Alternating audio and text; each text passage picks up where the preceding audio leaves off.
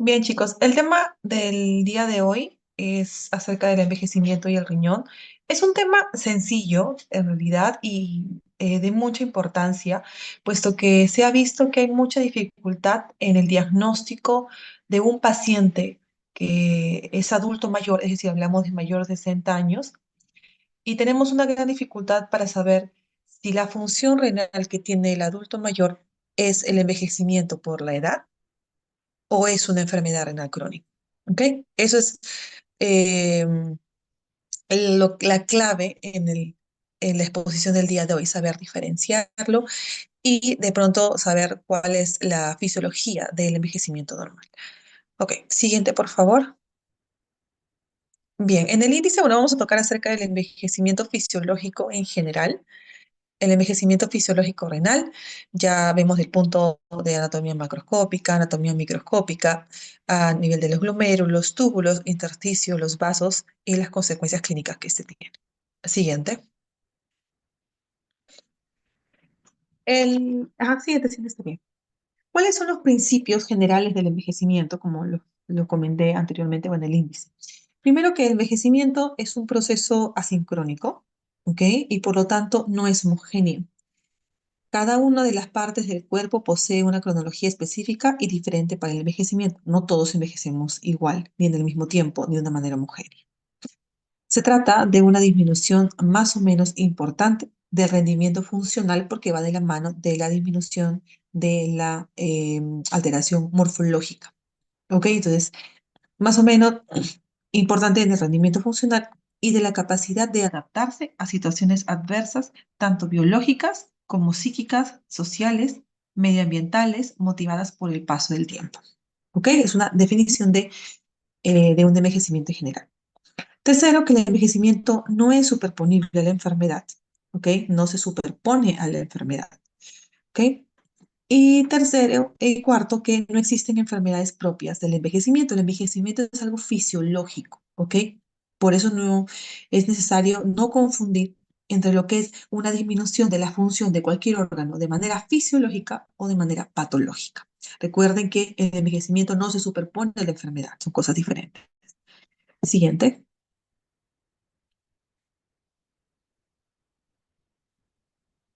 ¿Cuál es la histopatología del envejecimiento?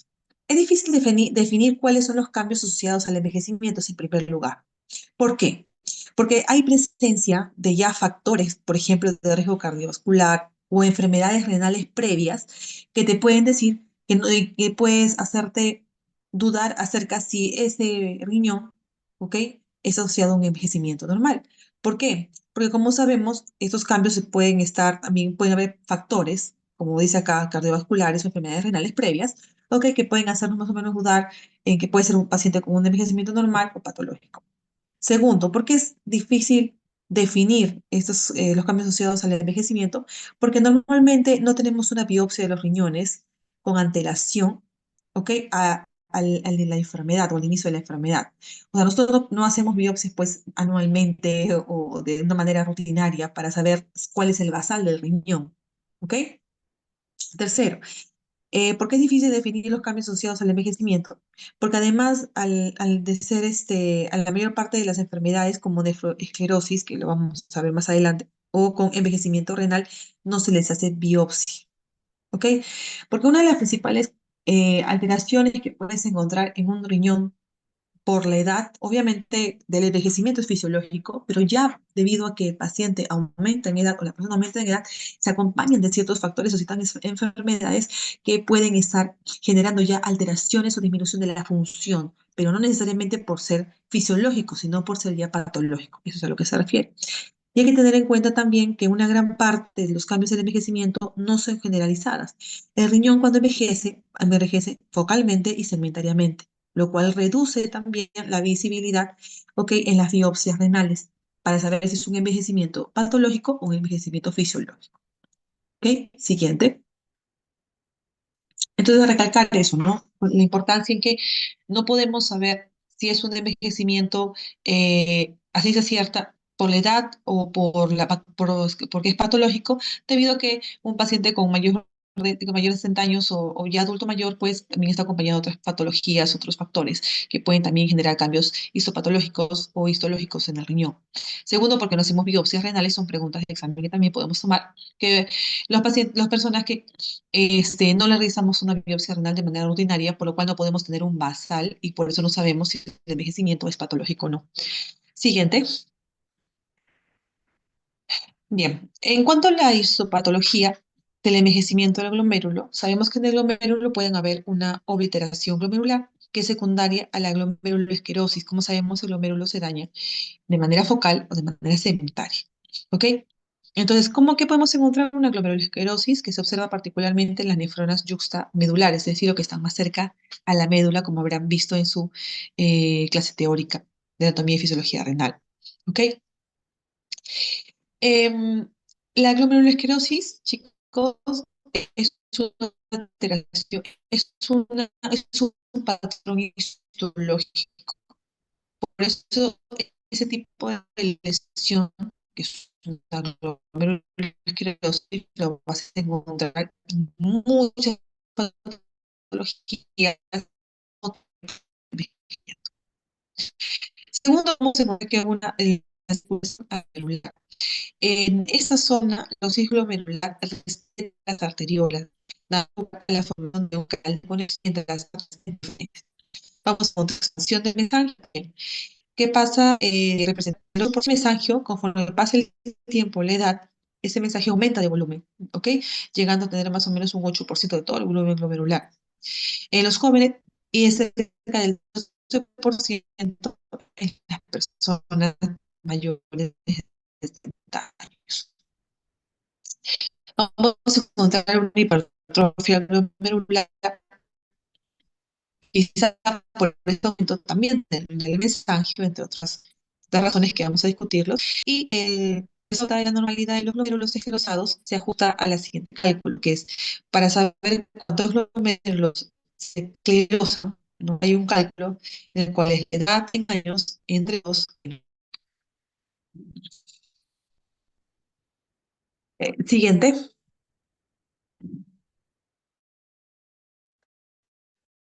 Eh,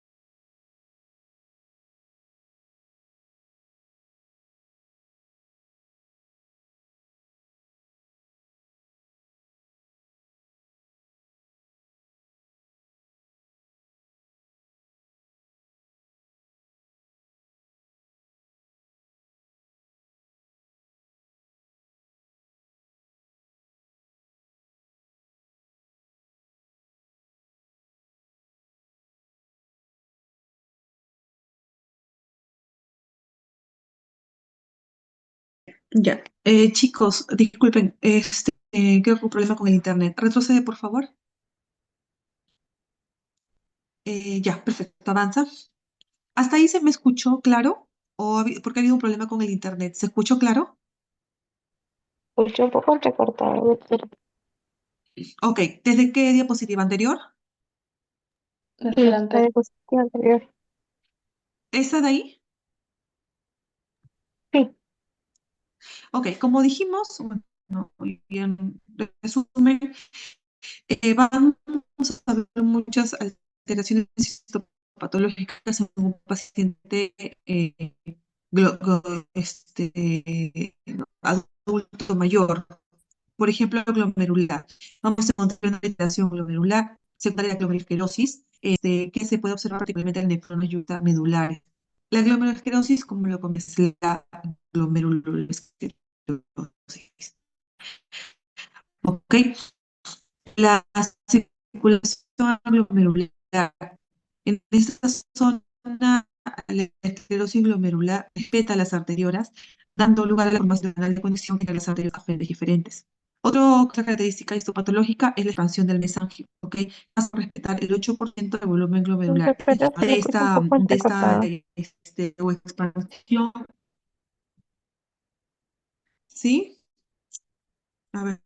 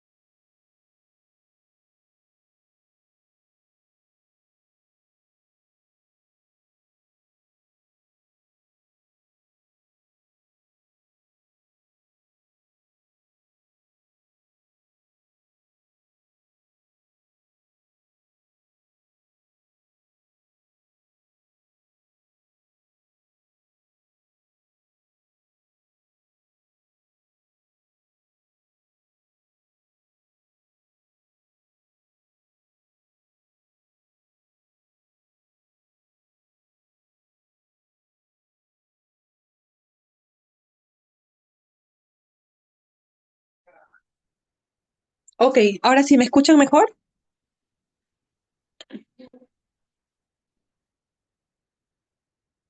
¿Me escuchan, chicos? Sí, doctora. Sí, Ok, doctora. perfecto. Entonces, lo que les comentaba es que en esta diapositiva hablamos de la histopatología del envejecimiento. Vamos a encontrar una circulación aglomerular y una expansión del mesangio. El mesangio es el tejido conectivo que se va a encontrar entre los glomérulos. Lo que va a generar es que hay un aumento de este mesangio.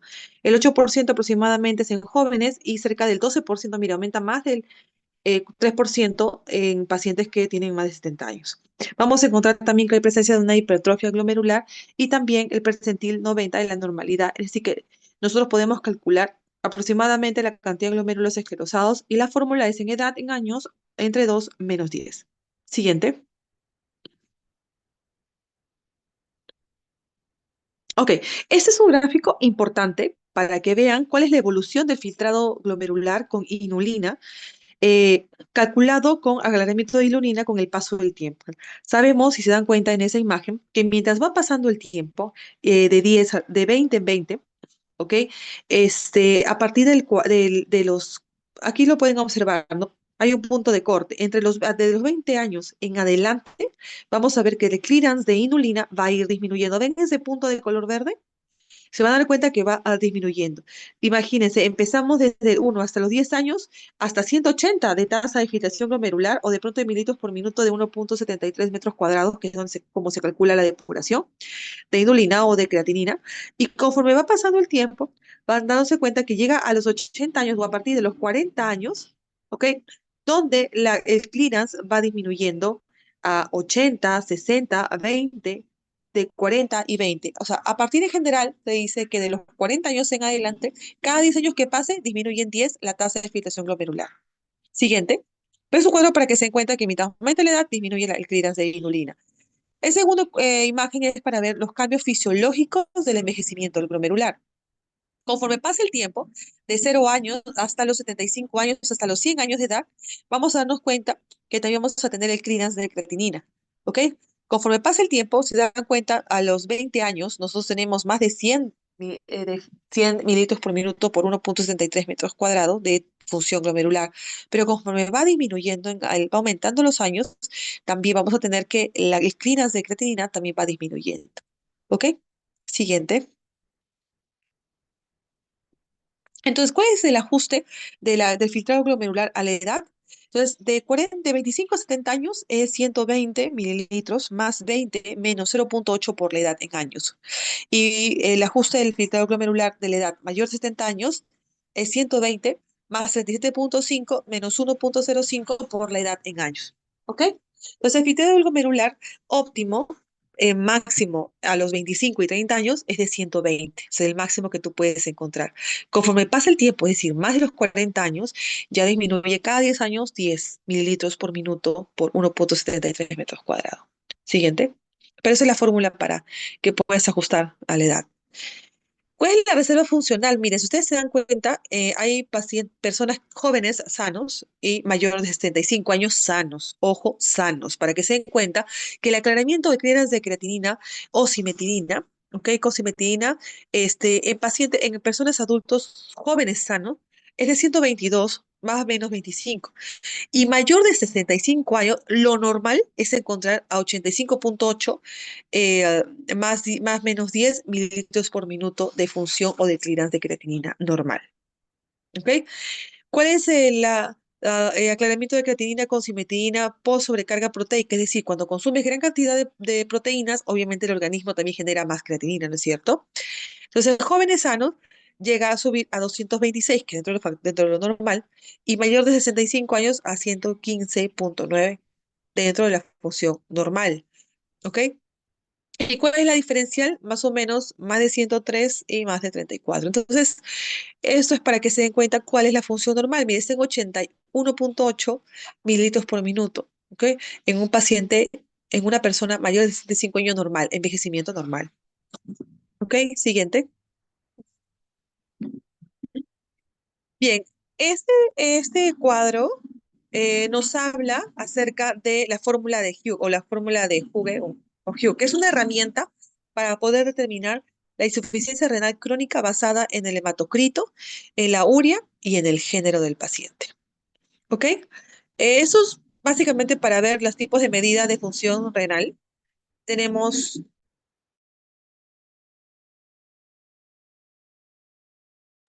Tenemos el MDR, tenemos el CKD-EPI y tenemos la fórmula con el hematocrito. Y vemos que conforme en mujeres, hombres y global, ¿no? Conforme va aumentando la edad, la probabilidad o la sensibilidad de de diagnosticar enfermedad renal crónica en una persona con edad es mucho mayor en pacientes midiéndolo con el MDR que midiéndolo con el CKD-EPI y al último con el método Hugh, que es con el uso de hematocrito. ¿Ok? Esto de la sensibilidad o el tipo de prevalencia que se puede encontrar o el del diagnóstico de RC en pacientes adultos mayores va a ser mucho mayor con el MDR aún. Siguiente. Este es otro cuadro para ver la prevalencia de la albuminuria y la edad. Conforme va aumentando la edad, mire, va a también viendo una alteración en los valores de albuminuria. Cuando tenemos, por ejemplo, mayor de 25 a 34 años, vamos a encontrar aproximadamente 5 miligramos de albuminuria, a diferencia de pacientes que tienen, por ejemplo, mayor de 75 años y mujeres todavía. Y es más, encuentras mucho más, cuando aumenta la edad, vas a encontrar mayor presencia de albuminuria en pacientes hombres que mujeres. Ok, siguiente. Ok. Y la edad y la progresión de la insuficiencia renal. Pues la evolución de la RC, obviamente suele ser mucho más lenta en pacientes mayores. Vamos a observar igual acá en el tiempo, ¿ok? Y en la supervivencia, que va a ir, obviamente va a ir disminuyendo conforme aumenta la edad. Siguiente.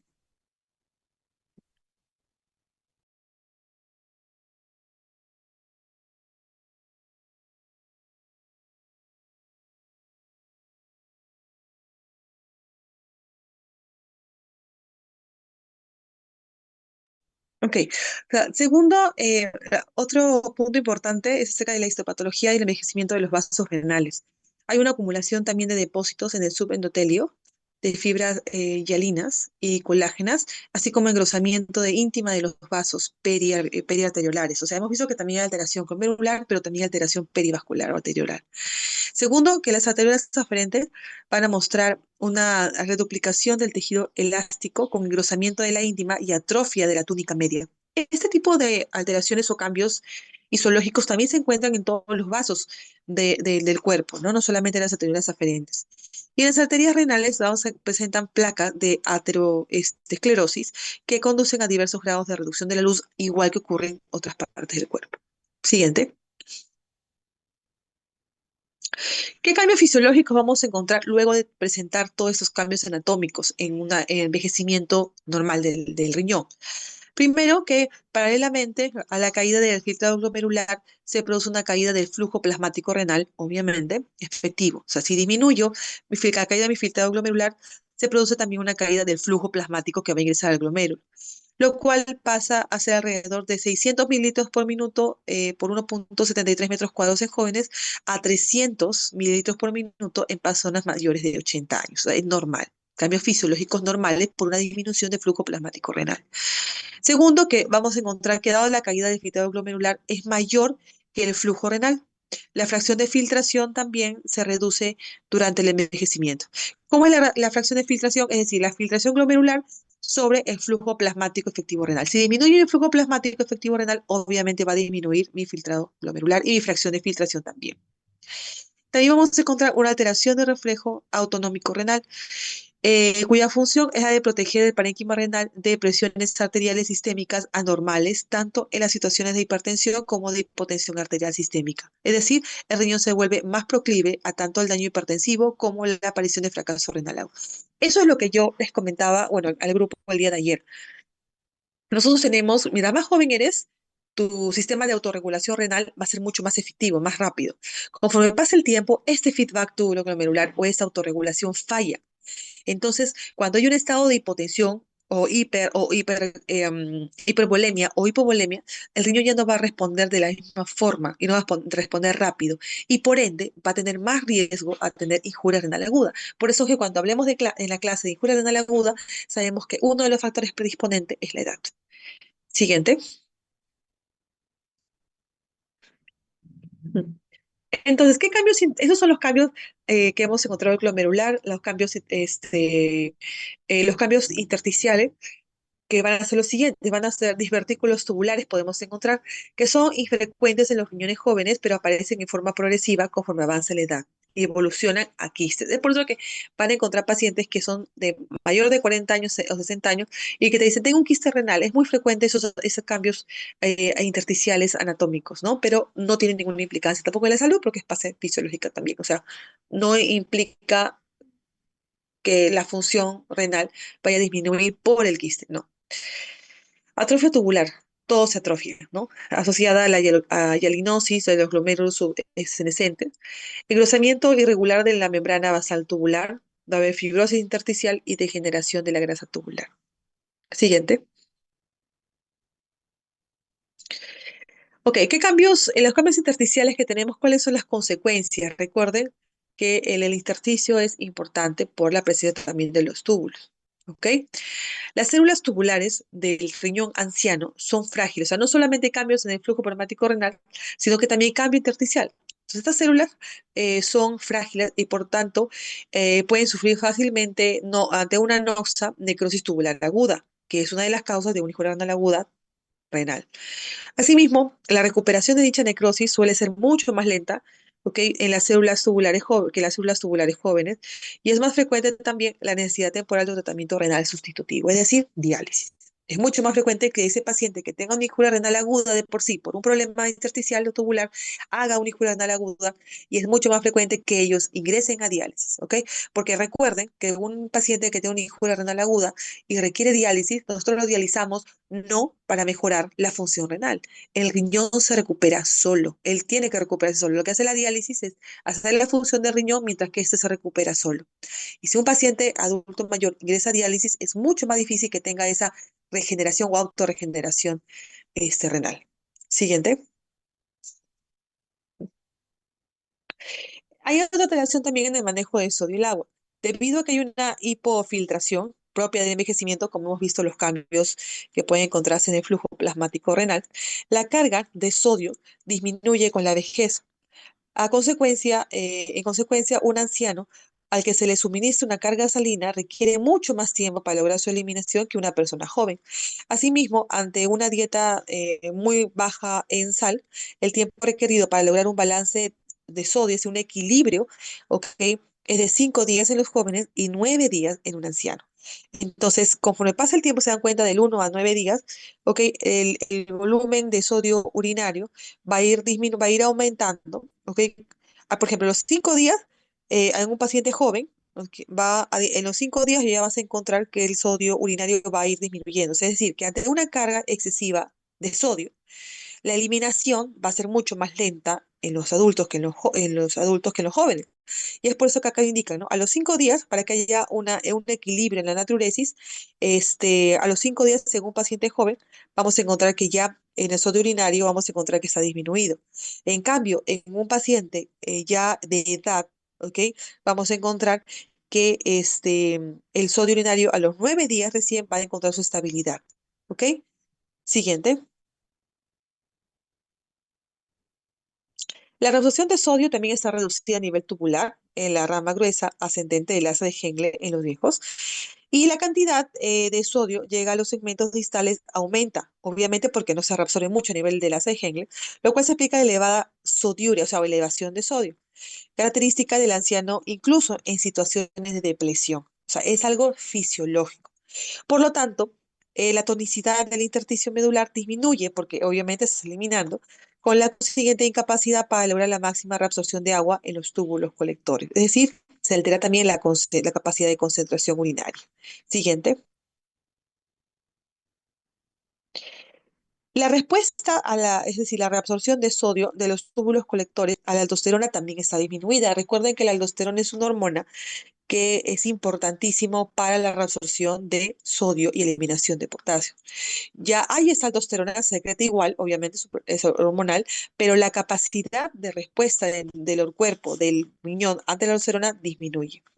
Los niveles séricos, por ejemplo, y urinarios elevados de ateopeptina, que es una hormona saliurética, ¿ok? En este grupo etario, es decir, que puede generar la eliminación del sodio.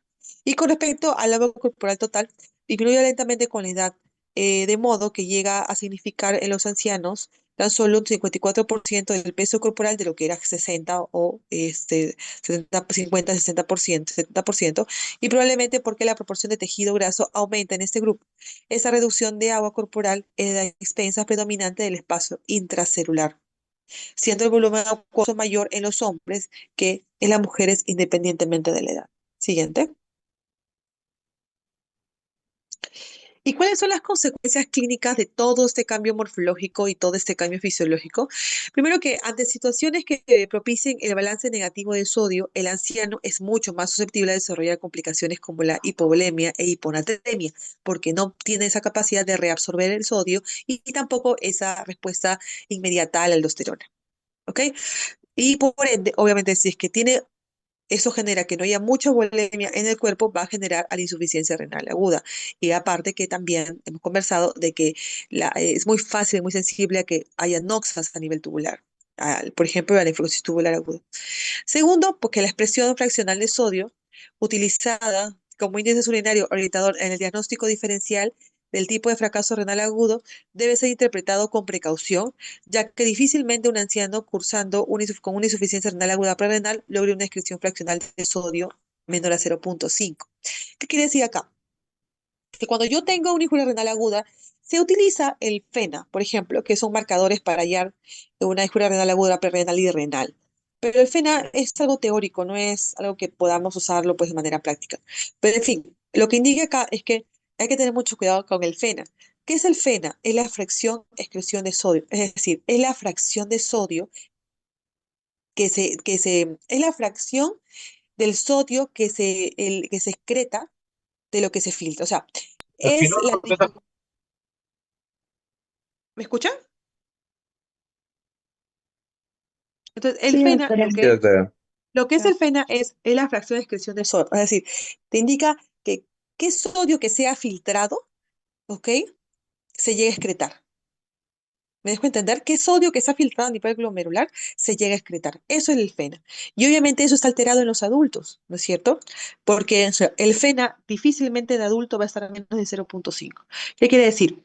Que si yo tengo un FENA menor a 1, quiere decir que es una injuria renal aguda.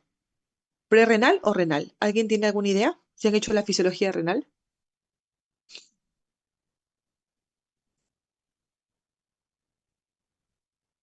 Debe estar Terrenal. menos prerrenal, ¿ok? Menos de uno es una prerrenal. Pero en adultos es bien difícil que encuentres una fracción de sodio menos de 0,5 hasta menos de uno, por el tema que les había comentado que se altera la reabsorción de sodio. Entonces hay que tener mucho cuidado y no se usa así en el aspecto teórico, pero en verdad práctico no es. Y tercero, pues que a esa insuficiencia renal aguda, que por sus índices urinarios parece parenquimatosa y fena más de uno, pero en realidad por su fisiopatología o por su fisiopatología y reducción o resolución por medio de la rehidratación, este tipo prerrenal es muy frecuente en los ancianos, denominándose la síndrome intermedio.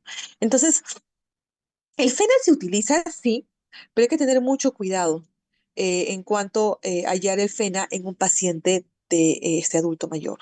Siguiente, el manejo del potasio. Entonces, el contenido corporal de potasio es menor en los ancianos respecto a los jóvenes y este fenómeno se explicaría por la sarcopenia, simple.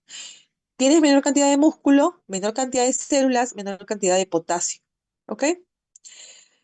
Segundo, otra parte, la excreción renal de potasio. Este es un catión importante, ¿no? Y es mucho más bajo en los ancianos que en los jóvenes debido a la reducción en la secreción tubular distal. Ya por la edad, tus túbulos no funcionan adecuadamente por fisiológicamente y ya no secretas gran cantidad de potasio. Tercero, otro mecanismo explicativo y documentado en modelos animales podría ser la presencia de una reabsorción aumentada de potasio por parte de la hidrógeno potasio ATPasa. ¿Ok? Las células intercaladas de los túbulos colectores papilares. Entonces, todo esto podría dar a entender esa alteración de potasio que podemos encontrar. Entonces, todo es disminución del potasio. ¿Ok? Y tercero y cuarto es como consecuencia de las personas ancianas tienen bajo tratamiento con fármacos, tanto como yecas o aras, están constantemente en tratamiento, diariamente, inclusive consumen yecas o aras o beta bloqueantes o ahorradores de potasio que son mucho más frecuentes de generar hipercalemia. Justamente por eso, ¿no? Porque encima que no tienes un buen manejo en cuanto a la secreción del potasio, ¿no es cierto? Porque la excreción es significativamente mucho más baja y encima son pacientes que tienen, pues sí, problemas cardíacos, ¿no? Básicamente hipertensivos, le vas a dar IECAS a la 2, entonces vas a generar que te genere mucha más probabilidad de hipercalemia. Segundo, siguiente, por favor. Acidificación urinaria. No se han hallado diferencias entre la capacidad de acidificación, es decir, de hidrogenión. Hablas de acidificación y hablas de la excreción de hidrogenión. Entonces, no se han encontrado diferencias en la capacidad de acidificación tubular renal, es decir, pH, acidez o amonios urinarios, en respuesta a una sobrecarga ácida de las personas ancianas respecto a los jóvenes. Es decir, si yo consumo gran cantidad de hidrogeniones, no se ha visto que haya un cambio o una alteración en la eliminación ni en la reabsorción de este hidrogeniones. Sin embargo, la respuesta de máxima acidificación se alcanza más tardíamente por los ancianos a las 4 horas de la sobrecarga ácida en jóvenes y a las 6 horas a 8 horas en ancianos. Y las consecuencias clínicas es que vamos a encontrar una acidosis tubular renal. ¿Ok? En un anciano no puede atribuirse meramente o netamente a los cambios fisiológicos propios por la vejez, sino también considerarse un trastorno que necesite evaluación diagnóstica. Pero también se puede encontrar una acidosis tubular renal. Siguiente. Manejo de la urea y del ácido úrico. En los ancianos sanos, la excreción fraccional de urea, igual como el FENA, hay una excreción fraccionada de urea basal está incrementada, es decir, elimina mayor cantidad de urea en los ancianos en comparación con su valor en la población joven. Esto ha sido atribuido a una disminución en la reabsorción distal de urea, ¿ok?